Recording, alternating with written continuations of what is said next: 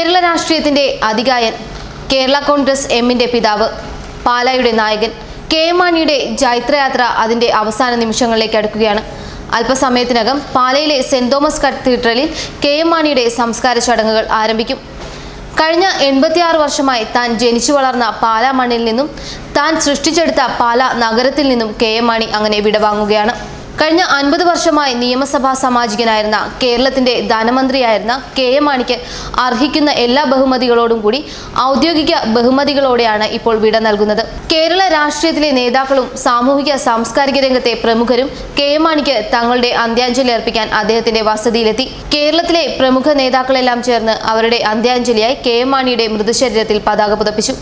അതിനുശേഷം guard of owner നൽകി. അതിനുശേഷം മതപരമായ ചടങ്ങുകളോടെ സെന്റ് തോമസ് കത്തീഡ്രലിൽ അദ്ദേഹത്തിന്റെ അന്ത്യസംസ്കാര ശുശ്രൂഷകൾ നടക്കും.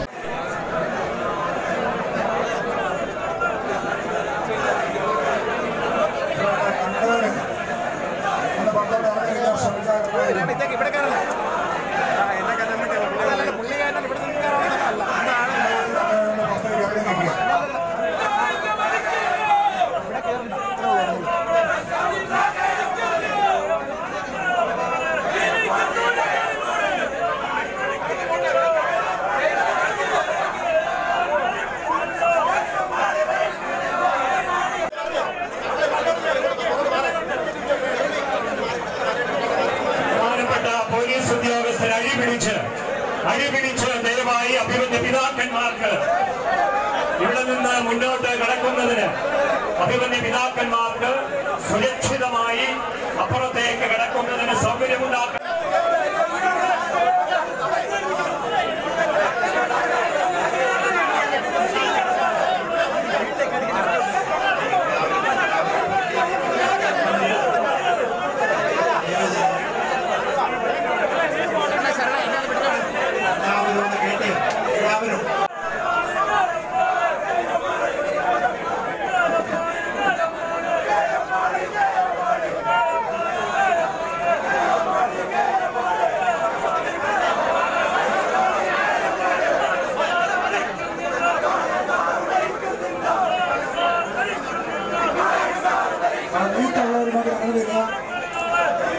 ഒറ്റ വരി ലൈനായി ആദരാഞ്ജലികൾ അർപ്പിക്കുന്നതിന് വേണ്ടി കടന്നു വരണം.